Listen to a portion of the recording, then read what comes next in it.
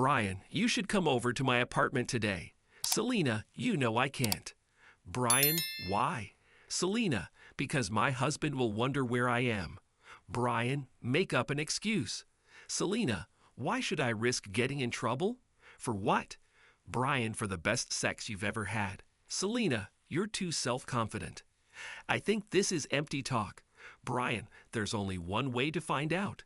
I can't even begin to describe the feelings that were swirling in my stomach after reading those text messages.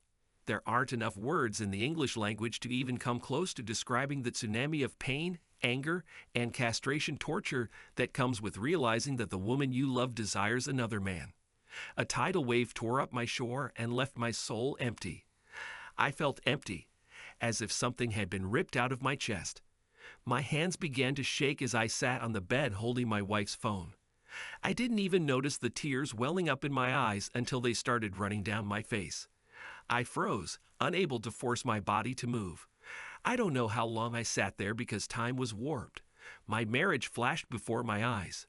The birth of my daughters, all the anniversaries, birthdays, Christmas, Valentine's Day, all these days in the 10 years I spent married to Selena flash it before me. Within a few seconds, I heard the water stop flowing in the bathroom adjacent to the master bedroom. Time moved again as I was brought back to the present. On the other side of that door, I mentally saw my wife wiping the water off her body with a towel. Normally, the thought alone would have made it harder than seeing it in person, but at the moment my lust was suppressed. I knew I had, at best, 5 minutes to collect myself and process what I had just witnessed. Today, it all started like any other evening.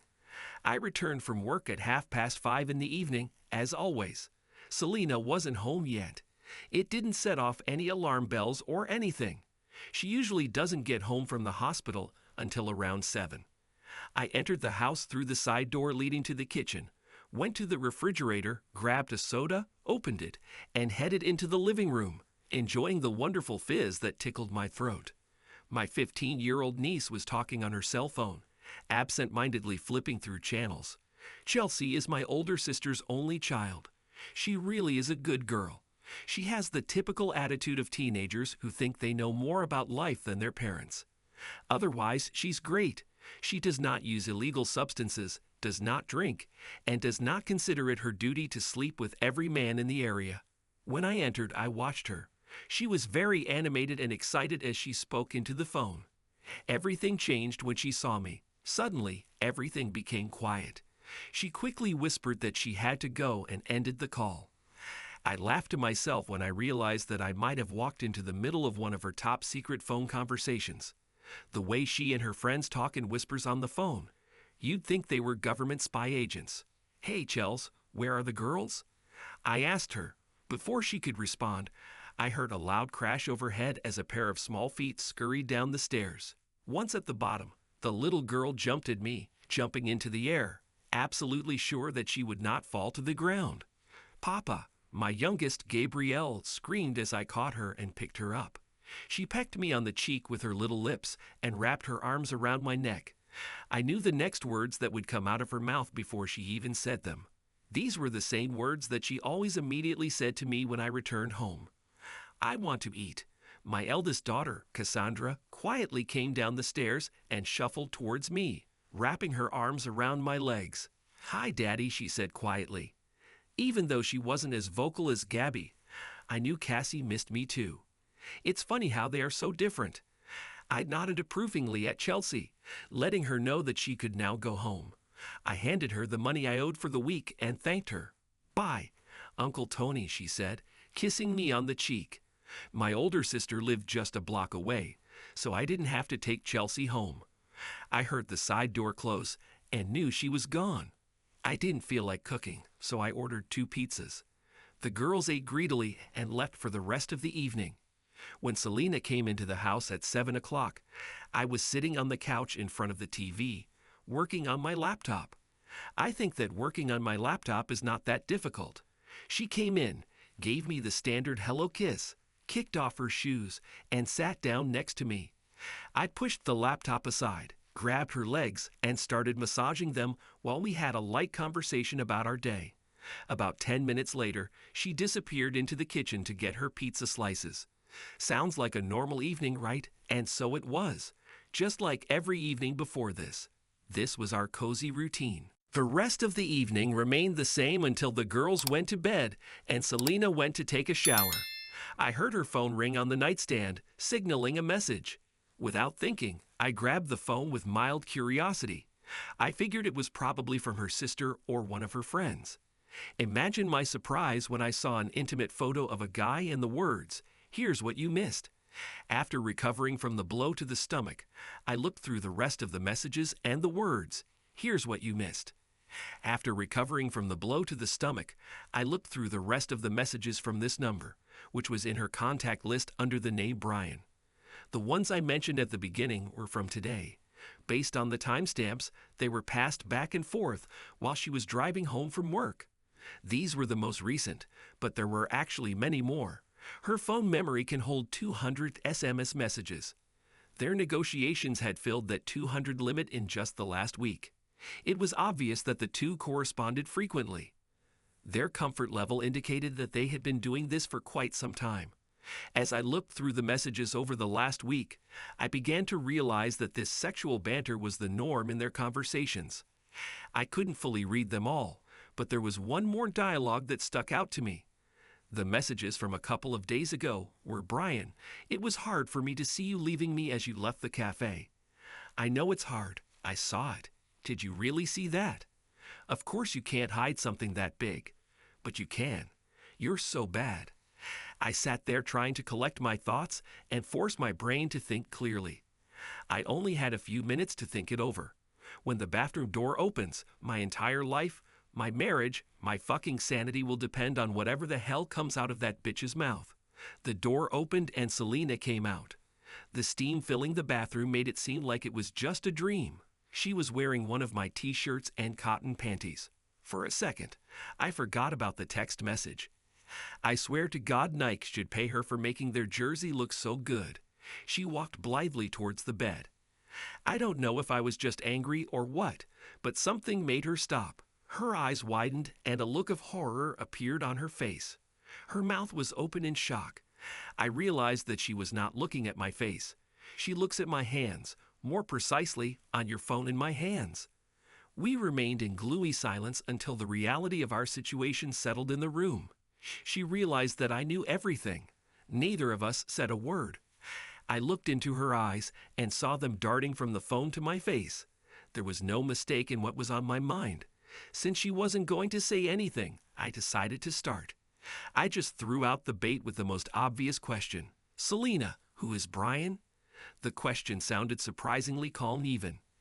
I even seemed calm. The question sounded surprisingly calm even. I even seemed calm. It was a complete contradiction to how I felt.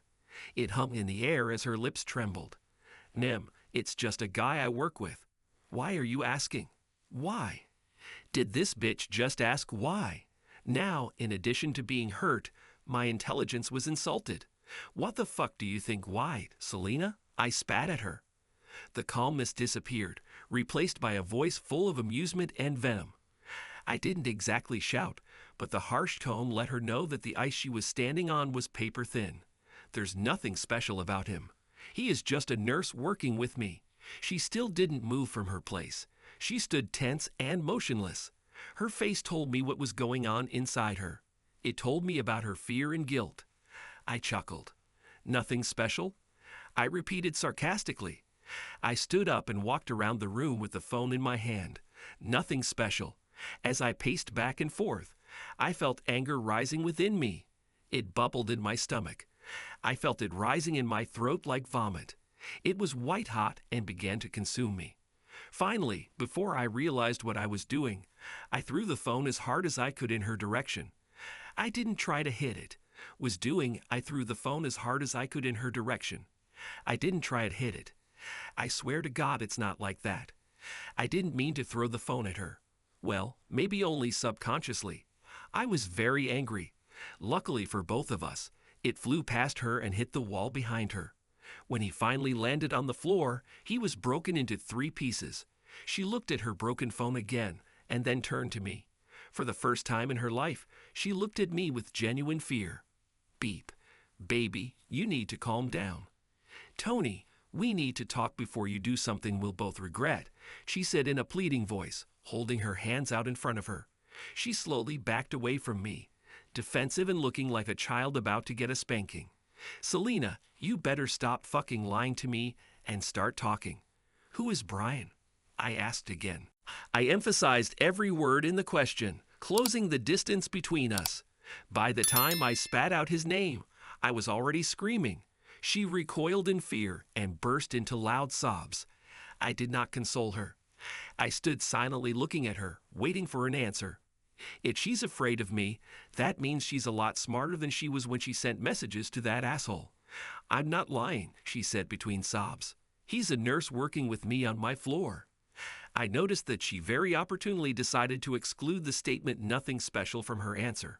I took a step back and sat on the bed. I had to take control of myself.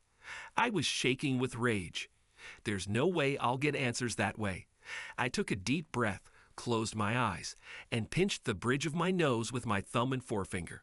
In the background, I could hear Selena still crying.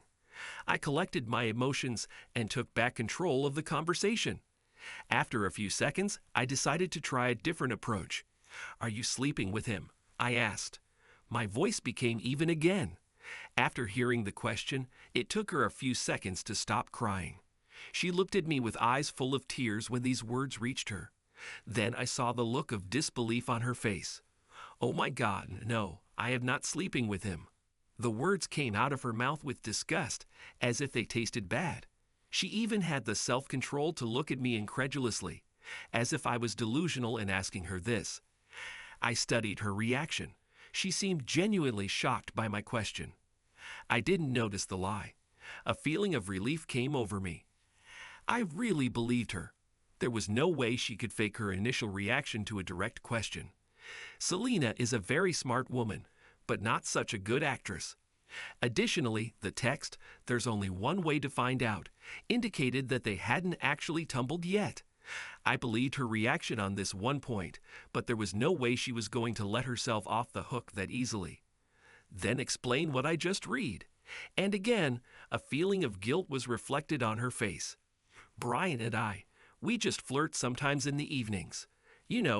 Sometimes it's hard to get through the evening. She found herself remembering the text about how it was hard to see her go. This did not escape me. It just helps the evening go faster. This did not escape me. It just helps the evening go faster. It's completely innocent. It doesn't mean anything. Selena, if everything is so innocent, then why did he invite you to come to his house for the best sex you've ever had? As soon as these words left my lips, another terrible thought came into my head. Are you telling him about what we do in the bedroom? Are you sitting with him and throwing mud at me? And again an expression of disbelief appeared on her face. Then she ran up to me and grabbed my hand. Baby, no, I will never disrespect you like that. Please, you have to believe me. Words poured out of her, begging her to be believed. She kissed my hand and placed it on her cheek. I felt her tears on my palm. Please, Tony, I'm really sorry. I pulled my hand away.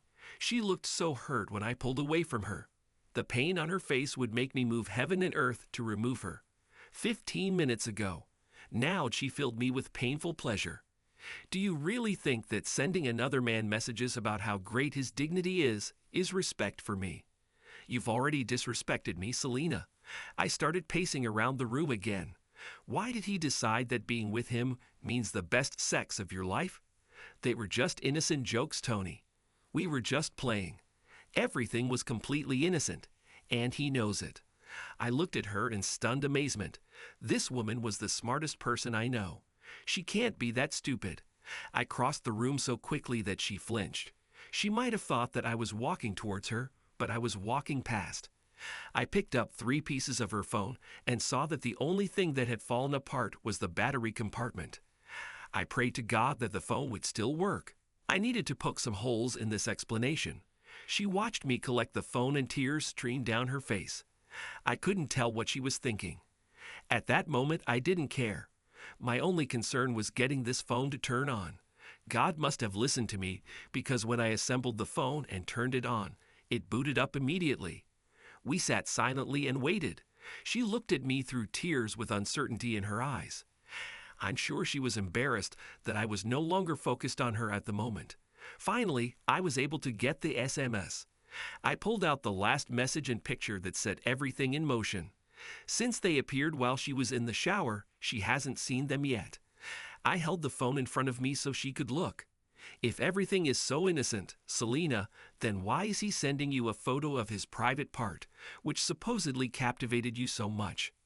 Looking at the image on the screen, she raised her hand to her mouth. Her breath caught in her throat, and the tears started flowing for real.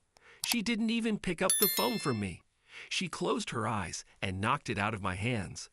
I don't want to see this anymore. Get this away from me, she shouted, running out of the room. I sat down on the bed again and thought, well, she didn't sleep with him. I believe that. But because of this, I still couldn't feel good. Even though they hadn't had sex yet, I couldn't help but think that if I hadn't found out about it, they might have. She says it was all completely innocent, but this is complete nonsense. These weren't innocent messages sent between two people who weren't attracted to each other. Messages sent between two people who weren't attracted to each other. These text messages were an escalating form of foreplay between two people harboring illicit thoughts. The fact that she mentioned his large private area let me know that she was at least thinking about it. And then this asshole decided to up the ante and sent her a photo. What if I hadn't seen her? How would she react if I was still in the dark? Would she have reacted with the same disgust or excitement? Would she send him a photo of herself in return? Selena never came upstairs that evening, and I didn't go down to see her. I just curled up on the bed and fell into a shallow, fitful sleep. I had more questions than answers, but I was too exhausted to do anything. The next morning, I was torn from sleep by the incessant whine of my alarm clock. I groaned as I pressed the off button with more force than I intended. God, I felt like crap. Have you ever woken up the morning after a particularly nasty fight with your spouse with this feeling of unknown melancholy? When you can't remember exactly what the fight was about, but you remember that you should be angry. That's how I felt. I felt like crap. My head felt heavy, and I could barely keep my eyes open. Although I had just woken up, it seemed to me that I had not slept a wink. Then I noticed that I was unusually cold. The fact that I was shaking seemed strange to me. As I looked around, two realities caught my attention. First of all, last night when I went to bed, I didn't even get under the covers. Second, Selena did not sleep in bed last night. It was not unusual that by the time I got up in the morning, Selena was gone. Her schedule was a little busier than mine. She worked 10-hour shifts 4 days a week at the hospital. There were no predetermined days for her work. Her schedule depended on the floor manager and had to be checked daily. She had to be there at 8 in the morning and work until 6 in the evening. Before finishing her shift, she had to hand it over to the shift nurses, rarely leaving the hospital before 6:30 in the evening. However, the fact that she was not with me was not unusual. What was unusual was that her side of the bed was unusually cold and untouched. Even when she left me for work, her warmth remained there. The sheets had a wrinkled look that let me know that this place had recently been occupied by my loving wife. It was something like an unspoken promise of her return. She left, but only for a while. Like I said, I couldn't remember exactly why I was supposed to be upset. That is, until he saw her phone on the floor. It lay in the same place where it had fallen last night, having been knocked out of my hands by her when she ran out of the room in tears. Suddenly, memories of the previous evening came upon me, flooding in with crystal clarity. This terrible picture was imprinted in the cortex of my brain. It is unlikely that I will ever forget her. And again, the same tornado that was spinning in my stomach the previous evening was raging inside me. I thought I was going to throw up, but that was spinning in my stomach the previous evening was raging inside me. I thought I was going to throw up, but there was nothing in my stomach that could be thrown up. I slowly got out of bed and forced myself to push these thoughts away. I was behind on my morning routine. You see, we usually have a morning routine. They're like cogs in a well-oiled machine. After years of improvement, it is now so flawless that it practically works on its own. To begin with, I woke up the girls every morning. In fact, I woke them up 10 minutes before it was time for them to get up. I thought this was the grace period they needed to be more efficient in their preparation. It's all about the child's psyche. No matter what time they are woken up, they always need 10 more minutes. If they have those 10 minutes, they will jump out of bed and be ready with amazing speed. If I don't give them those 10 minutes, then I'll have to fight tooth and nail to get them ready on time. They drag their feet, whine and complain about how tired they are. Since I started waking them up 10 minutes earlier, they were no longer distracted. Since I started waking them up 10 minutes earlier, they were no longer distracted. They felt satisfied to have extra minutes, not knowing that they actually didn't have any. And we are all happy. Since Selena left before me in the mornings, the job of getting them ready for school became mine by default. However, I didn't mind. I still had to get up at this time because I was leaving for work right after their bus. As soon as the girls got up, all three of us got ready at the same time. As soon as everyone was ready, we went down to the kitchen together to have breakfast. Breakfast usually consisted of cereal for the girls and coffee for me. As a rule, Selena has already cooked it when preparing it for herself. She brewed a whole pot of coffee, knowing that soon I would need it too. As I said before, gears in a well-oiled machine. The routine practically moved on its own. This morning was no different, except, of course, for the heart ripped out of the chest. But the show must go on. Once I got up and started everything, I went back to my room to get ready for work. I was operating on autopilot. I did what I did every morning, almost without thinking. Honestly, I'm surprised I was able to get fully dressed. Things went swimmingly. The girls and I were dressed and headed downstairs to the kitchen. That's when we got our surprise, and it reminded me that this morning was unlike any other. My wife was sitting at the table with a cup of coffee in her hands. We all stopped, surprised. The fact that my wife had never been here in the morning made this morning anomalous. Even on days when she didn't work, she still snored upstairs. So seeing her sitting at the table was something that made it clear that this morning was not as standard as all the others. The second surprise was how she looked. Her eyes were red and swollen. Her hair was a mess.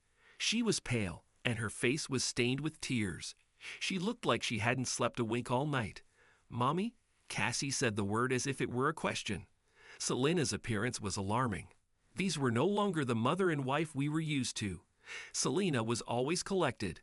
She always controlled herself. This shell of a woman was an aberration. It was as if Santa Claus was smoking a fat cigarette behind the shopping center during his break. Cassie couldn't help but notice that something was wrong. Selena looked at our confused faces and quickly came to her senses. "Good morning, Pumpkin," she said, holding out her arms, trying to sound cheerful.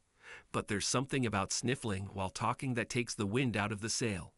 Cassie walked up to her and hugged her. Mom was sick today. I called and said that I would stay at home to find out what was going on, she said as her eyes met mine. I didn't miss the double meaning of her words. Fortunately, this explanation seemed to calm my naive daughter. Although Selena almost never got sick, Cassie and Gabby chose to ignore this fact. They took it on faith that everything was fine, even if it was a little unusual. The morning routine followed without further interruption, at least from the children's point of view. Selena continued to glance in my direction, as if trying to gauge my mood. I actively ignored her presence. I drank my morning coffee and read the newspaper as if it wasn't there, or at least he pretended to be. I know I was being childish, pretending she wasn't in the room, but damn it, in my defense, I'll say that she started it. I just wasn't ready to confront her yet. Looking at her reminded me of how much I loved her, and it ironically reminded me of how much I hated her. We heard the warning sound of a school bus brake outside. "Bye, Daddy. Bye, Mommy." My daughter screamed as their little bodies flew out the side door. That's how we were left alone. We sat in silence until the sound of a departing school bus broke the silence. The only sounds came from the rustling of the newspaper and my sips of coffee. Finally, I had enough. "Well, I'm off." I tried to sound casual as I collected the girls' cereal bowls and put them in the dishwasher. I wanted to hide in the sanctuary of work. However, as always, my wife was 3 steps ahead of me. I've already said on your behalf that you're sick. I told Tom you had a fever and had been throwing up all night. He told me to tell you to get better and to call if you were away for more than one day. She took a sip of her coffee and looked at me, waiting for an answer. Why the hell did you do that? Even as the words left my lips, I realized how stupid the question was. She answered, although it was obvious. We need to talk, Selena. How could I get myself into this shit? Damn it, Brian. Do you really have the nerve to send me an intimate photo? I think I need to fill in some gaps here. This may provide a better understanding of how we got to where we are now. I'm about 65 meters tall. I'm not going to tell you my weight. Let me just let you know that I am very athletic and have been since I was in high school. I have always kept myself in good shape. All my life, I've always been considered a pretty chick. I have dark brown hair, green eyes, and an olive complexion. My breasts are quite average and my waist is thin. My hips curve and drop down, becoming two-toned muscular legs. My ass, which most men seem to like, sticks out behind me like a teasing dome. It's not the big classic butt you see in porn or rap videos, but it is round and graceful. I played most of the sports my school allowed girls. I was even a cheerleader for a while. My favorite sport was football. Participating in so many events has made popularity a normal way of my life. It didn't hurt that most guys lusted after me. So being as athletic and quite good-looking as I am, I've always been attracted to athletic guys. Sorry, guys, but that's just how the universe works. Hot girls love hot guys. I've never been into larger-than-life guys like the Hulk, but the abs and tall, lean figure would make me wet in a matter of seconds. Unfortunately, God has a sense of humor. In creating guys like that, I think he had to create some sort of seconds. Unfortunately, God has a sense of humor.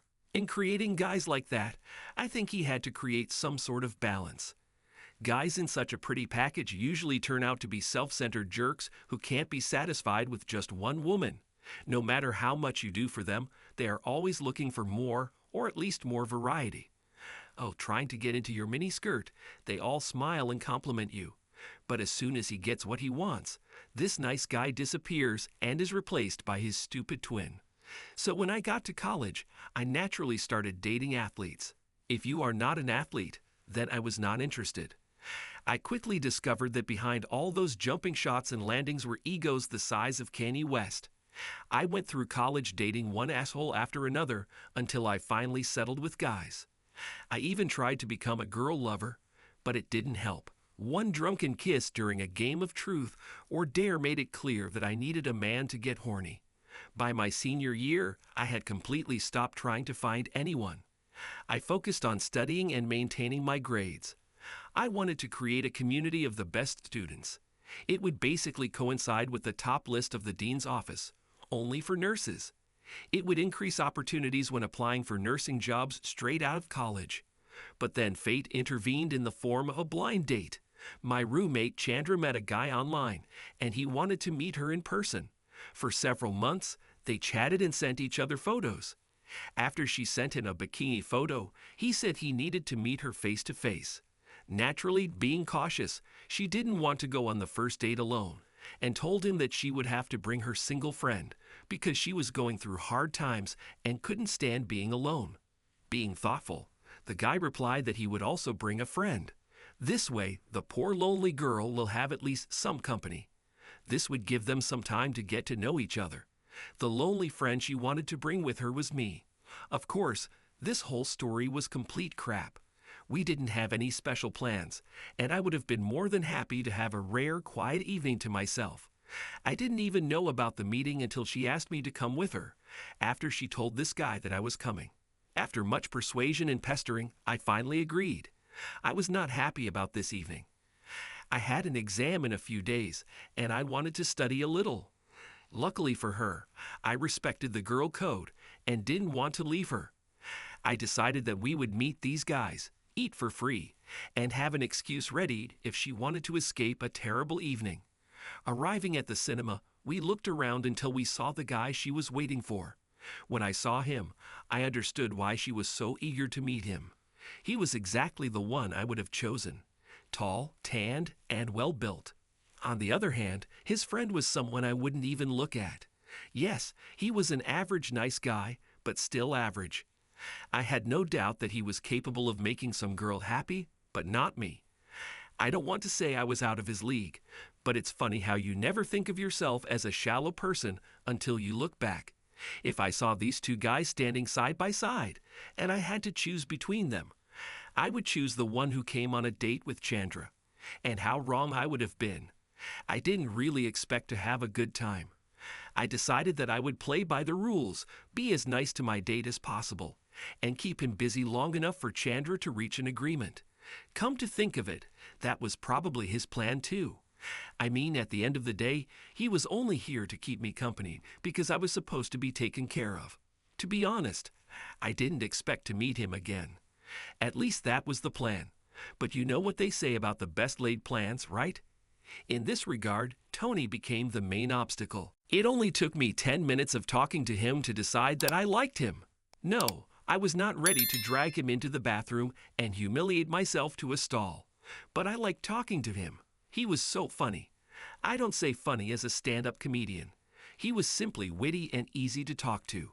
He had a sarcastic humor that was dry and lighthearted, but delivered in a way that wasn't boring. There was something casual about him that drew me into his universe. The conversation with him flowed so easily that I completely forgot about Chandra and her companion. Before I knew it, I told him my whole life story. Speaking of Chandra's boyfriend, did I mention that package guys tend to be complete assholes? This one was no different. In fact, I think God went overboard in creating this particular guy. Every sentence that came out of his mouth was full of sexual innuendo. Every time he talked to Chandra, it was like he was making a case for why they should end up hooking up. I looked into Chandra's eyes and realized that this evening was not going at all as she expected. She even signaled to me that it was time to give my excuses for leaving. Her eyes begged me to stop this evening's farce. Unfortunately for her, I was having the time of my life and I wasn't ready to leave yet. I've never felt so comfortable with a guy ever, so I ignored her subtle hints and left her to my own devices. Damn it, it's her fault I'm even here. In the end, despite all my delays, the evening ended. Chandra's date ended with her heading home, allowing a timid kiss on the cheek and an empty promise to repeat. Tony didn't ask me for my number. I took his phone myself and dialed the number on it. I even made him promise to call me the next day. This was a big step for me. I don't usually set out to pursue guys, so I'm usually not that pushy. I've never had to do this before. But throughout the day, I gave all my subtle signals that I am available, and he showed no signs of reaching an agreement. I was worried that he wouldn't dare open up, so I bypassed normal protocol and made it clear.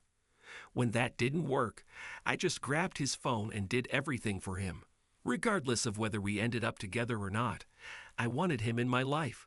Well, if you quickly look through all this boring stuff, we soon became much more than just friends.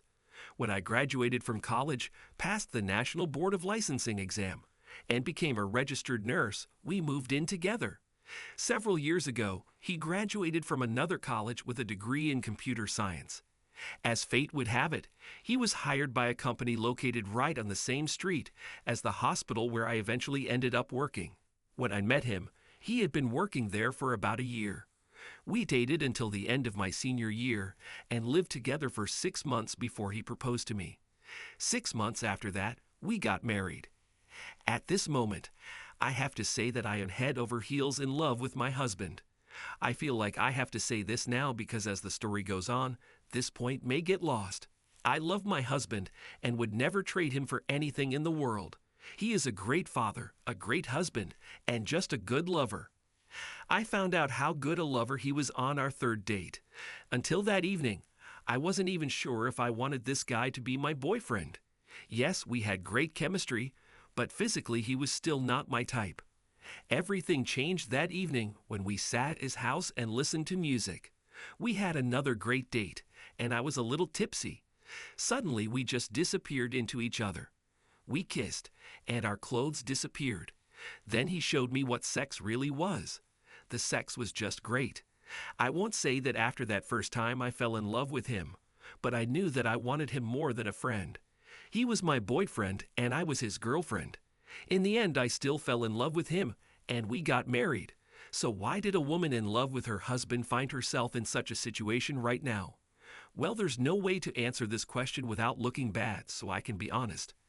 I just love attention. At the risk of sounding arrogant or vain, I will say it is no secret that I am very attractive and always have been. Being like that, I'm used to getting a certain amount of attention from guys. Even when I wasn't dating, I still attracted attention. Guys still asked me out. They always flirted with me, approached me, wooed me, trying to break through the built wall. I didn't realize it at the time, but I actually liked that they were after me, even though it was more of a chance for them to have a snowball fight in hell. It became a game that I was playing without really realizing it.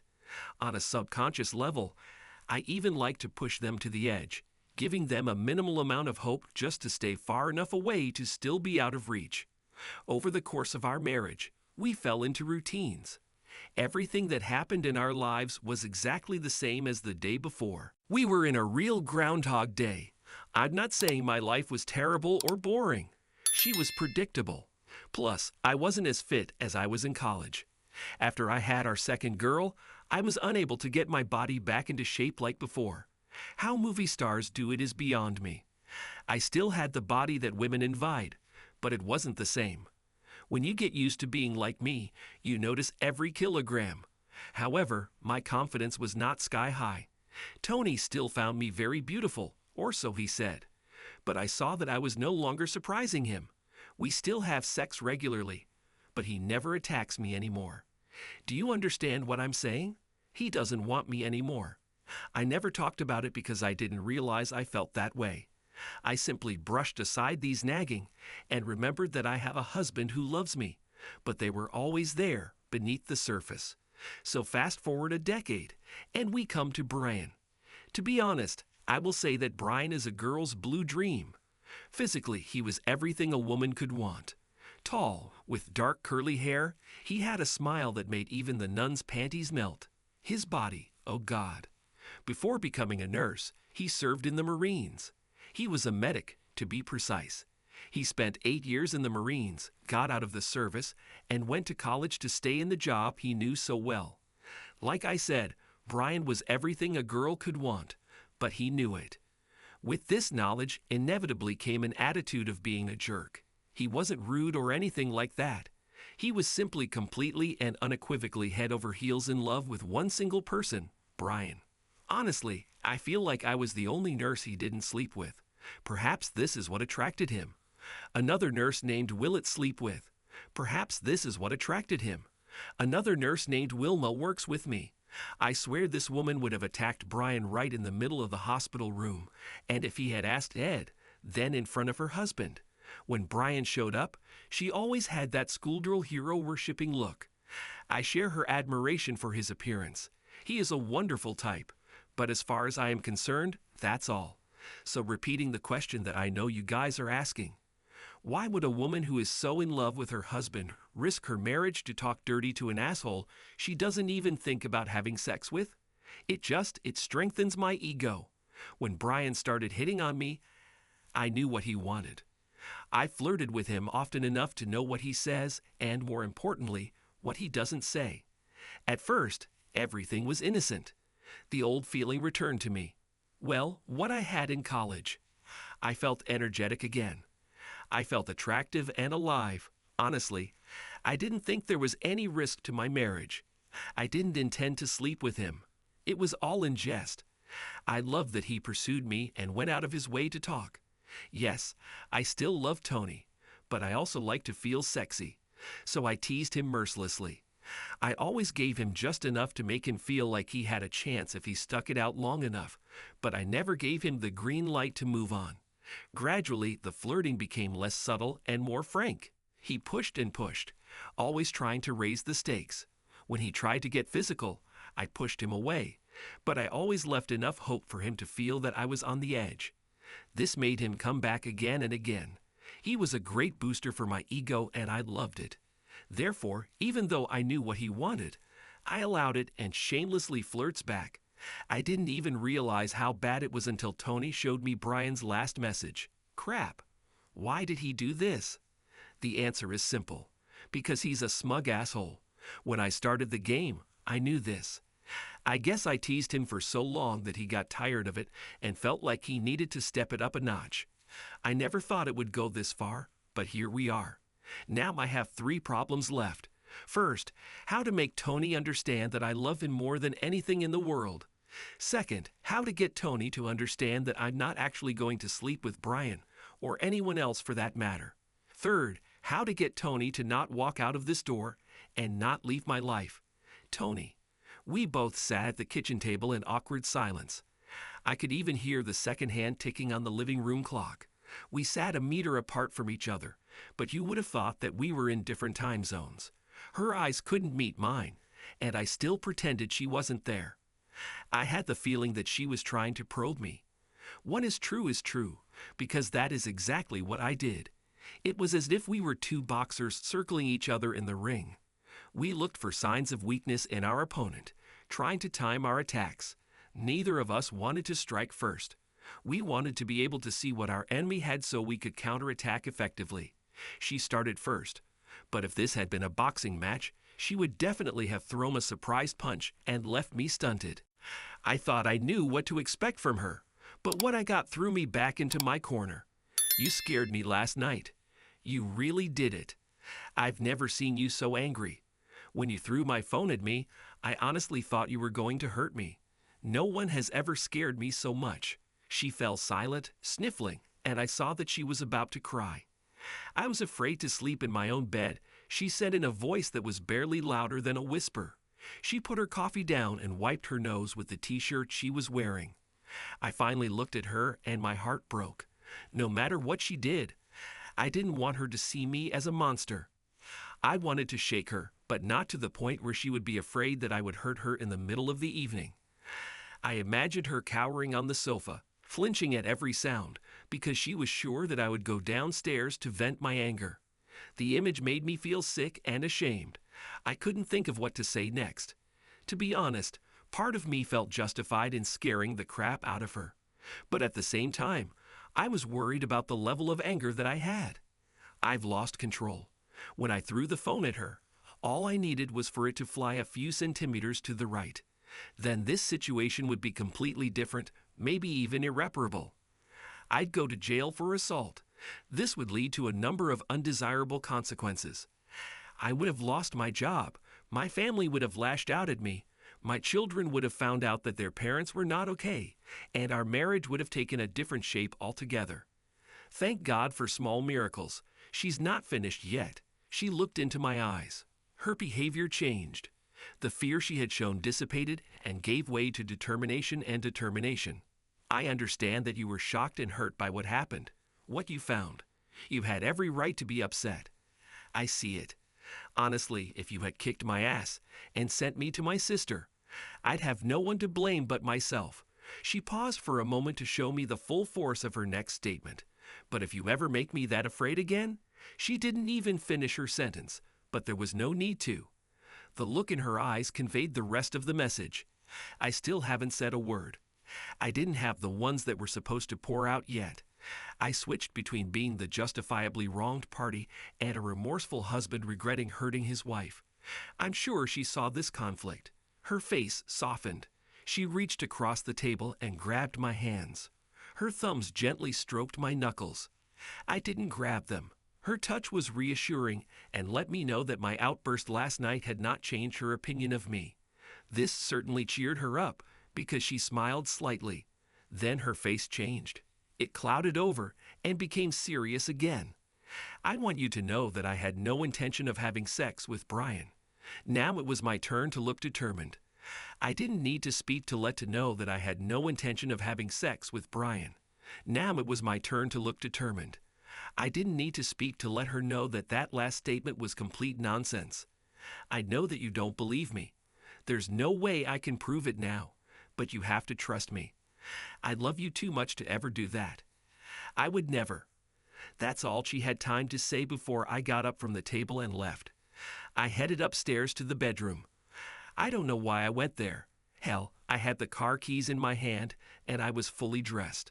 If I really wanted to leave her, I would just walk out the door. She would have to make a choice between following me in a t-shirt that barely covered her ass and panties or letting me go. But in retrospect, it's obvious, right? I saw that she was following me. I heard her voice behind me and realized that she was still talking while I was retreating. Unfortunately, I didn't need any nonsense. She could have had a more fruitful conversation with me by speaking Chinese. I turned around and looked into her face. I did it so quickly that she almost ran into me. I stared at her and snorted like a bull out of Matador. She stopped her tirade mid-sentence and stared at me. Selena, you told me that you never wanted to be afraid of me again, and that I should never make you feel like I was going to hurt you. But now I have to be honest. I literally have visions of me wrapping my fingers around your neck to shut up your lying mouth. If you don't want to have to use the threat you made earlier, then give me some time until I figure out how to talk to you without leaving my children without parents. In the meantime, I suggest you figure out how to say what you want to say without lying. With these words, I hit her on the ass. Metaphorically, of course. As she stood there in stunned silence, I imagined the judge starting the count. I entered the room and slammed the door behind me. Whenever I need advice, I always call my older sister. I think that besides Selena, she is the smartest woman on the planet. She never misbehaved. Budget management. This is Tammy. How can I help you? Tam, it's me. Hey bro, are you having a day off today? Usually you don't call me from work. Yeah, I was recalled. We both sat in silence for some time. The consequences of my absence from work were much more serious than one might expect. I never stayed home unless I took a vacation. I didn't take sick leave. One day, I came to work with a temperature of 38.3. So my sister, who knows me almost as well as my wife, realized that something was wrong. Tell me, Tony, what's the matter? I spent the next 10 minutes like that. I told her about all the text messages I found. I even told her about the photo. Naturally, I let go of the part of me that tried to decapitate my wife with the phone. She didn't interrupt me until I finished. So you talked to her? Something like that. What do you mean, sort of? Well, we tried to talk, but then she started lying and everything went wrong. What did she say when she started lying? She said she never intended to sleep with him. She said it was just innocent flirting. He says he loves me. You know, all the things a lying fool would say to cover her tracks. Lying fool? Wow, you're crazy. Just don't do anything stupid, Tony. You know how you can mess up your character crap. I had to tone it down a little. I still wanted her to be on my side. What else did she say? Well, that's all we managed to find out. She didn't say anything about him. No, we didn't go that far. And silence again. How do you know that she is lying? Because this bitch told him how big his private place is. He suggested that she go to his house and come up with an excuse for her idiot cuckold husband. She said she wanted to go to his house. Honestly, I couldn't remember. I grabbed her phone and started looking through her messages. I was a little surprised that I couldn't find a message that gave me concrete proof that she was going to have sex with him.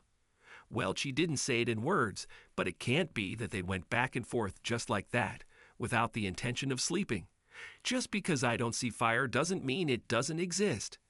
I see a hell of a lot of smoke and feel a hell of a lot of heat. I took a moment to mentally pat myself on the back for my clever paraphrase of a famous colloquialism. This made no impression on my sister. Cute. Well, you can sit there and continue to get burned by your invisible fire, or you can grab a fire extinguisher and start putting it out. You won't know if she's telling the truth until you let her finish what she wanted to say. So you're on her side? Don't be stupid. I'm on your side. I just want you to make decisions based on information and not anger. You don't want to make the situation worse than it needs to be. I say pull yourself together and go talk about it. Find out all the information before you act. You want to remain the offended party in this matter. Thus, everything that happens from this moment will be your decision. If you, being the bad guy, give her a trump card that frees her from guilt, things can get out of your control. Of course, she was right. That's why I called her my big sister, my master Yoda. We talked for another 10 minutes or so. I realized that in order to move on from this place, I had to know the whole story. To do this, I will have to sit down and suffer through this so slice and my wife's explanation of what happened. With renewed determination, I will have to sit down and suffer through this so lies and my wife's explanation of what happened. With renewed determination, I hung up and went downstairs. When I reached the bottom landing, I heard squelching noises coming from the living room. When I got there, I saw Selena curl it up on the couch. Lumps of used napkins littered the floor around here. My heart went out to her, but I did not allow my face to thaw. I needed to remain objective. I sat down opposite her on the sofa and calmed down before speaking. She straightened up and looked at me with worried eyes, but remained silent and waited for me to take the initiative. I need to understand what I see, Selena. To do this, I need you to stop repeating this nonsense and be honest with me. As bad as it sounds, I need the truth. I was relieved to find that my voice was calm and even a little inviting. I wanted her to feel comfortable enough to tell the truth without fear of me blowing up. She didn't answer, just nodded. I felt a little more confident about where this conversation was going and started with the obvious. Why did you need to send an SMS to a guy with whom you had no intention of having sex? She wiped her nose with a napkin. Because I liked teasing him. Wow, the answer couldn't be more honest. He's so smug. He walks around the hospital as if he could get any woman into bed. It's fun to pull his strings. He is so confident in himself that he constantly seeks out new ones. Sounds plausible enough, but I still felt there was more to it. I dived a little deeper. Are you attracted to him? She hesitated for a moment, and my heart sank, but I didn't say anything. Physically, yes, he is attractive. But that's not enough to make me want to sleep with him. Fine. Not exactly what I wanted to hear, but it wasn't a revelation either. I realized that on some level she was attracted to him. I guess I just asked this question to gauge where we are on the honesty scale. This was definitely a case where she was able to give me the answer I wanted to hear. You are physically attracted to him. You like to flirt with him. You send him sexy messages. And yet you don't want to sleep with him. Is this the whole picture? Because I have to be honest with you, Selena, there are an awful lot of holes in this explanation that you need to fill. I felt my anger rising again, but I managed to grab it in time to calm down. I admit, I like flirting with Brian, but not because I want to have sex with him. I flirt with him because I like the fact that he wants to have sex with me. I nodded, letting her know to continue. I didn't like what I heard, but I had to listen to it. Brian is persistent. I can refuse him 5 times a night, and he still comes back for the 6th time. When a guy shows that kind of interest in me, when he could have any woman in the hospital, it's flattering to say the least. Why do you need some asshole drooling all over you to feel sexy? You are the sexiest woman I have ever seen. She looked at me with a kind of sarcastic grin. Oh, really? You may be deceived. You seem to have almost no interest in me. You don't make me feel sexy. Now I was stunned. Is she trying to pin this on me? What do you mean? I always say that you are beautiful. I started to defend myself, and this is not at all what I wanted. I needed to control myself. You wanted honesty, Tony, so I'm giving it to you. Of course you say I'm beautiful. You say this every day, but I think you're saying this now because you have to. You don't make me feel this way lately. My anger slowly dissipated as I looked into her eyes. She spoke from the heart. She didn't try to blame everything on me. Her words were the feelings she hid behind that calm and collected mask she always wore. I nodded, indicating that it was okay to continue. Ever since I had girls, I don't feel sexy. I have stretch marks on my stomach, and no matter how much I run, I still have that little cushion on it. I couldn't believe the words coming out of her lips.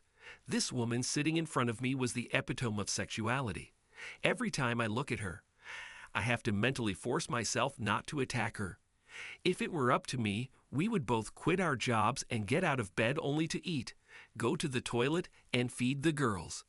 I had no idea she felt this way. How could this have escaped me? Selena never said anything, but there had to be some sign that she felt it. However, I missed them.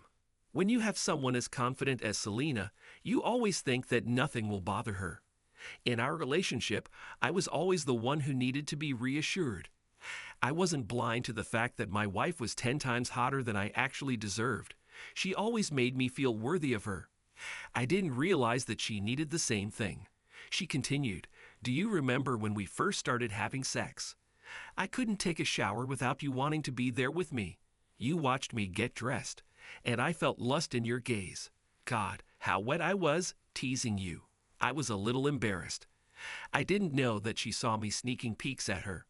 I was also taken aback that she was deliberately teasing me.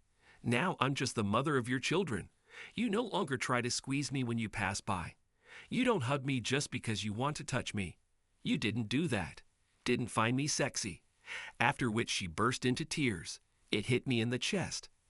I had no idea I had become so complacent. Selena is so beautiful that I thank God for her every day. I know she's completely out of my league. I still sit there in amazement and wonder how the hell I got her to love me. But over time, everything just became one of what just was. It was no longer one of the things that filled me with awe. I didn't even notice how my wife was shrinking before my eyes. Then she looked into my eyes with such a vulnerable look that my heart turned to mush. Even though I liked the attention I got from Brian, I never even thought about cheating on you. I will never give you up, especially for someone like him. I can't imagine life without you." And then the tears really started flowing.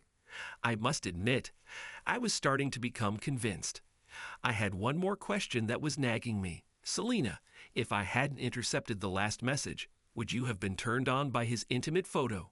You said in one of your messages that he had a big one, but you could only see it in his pants." I didn't expect her to laugh, but that's exactly what she did. Of course, I said he was big, because that's what you guys want to hear. If a girl tells a guy he's big, he acts like he won the lottery. I wanted him to continue flirting with me without promising that I would sleep with him. Plus, it was just a smart response to his "It's hard to watch me go" comment. Her laughter stopped and her face darkened with disgust. I didn't want him to send me intimate photographs. To be honest, I didn't even expect this. But I don't think I should be surprised. She shook her head, trying to get rid of the image. You know, I'm not the kind of girl who likes candid photographs of men and their junkies. I believe that less is more. We sat opposite each other, surrounded by silence. She didn't say anything else. She told me the honest truth and sat there, anxiously awaiting my answer. Without saying a word, I stood up, walked over to her, and sat down next to her on the sofa. I hugged her and squeezed her tightly.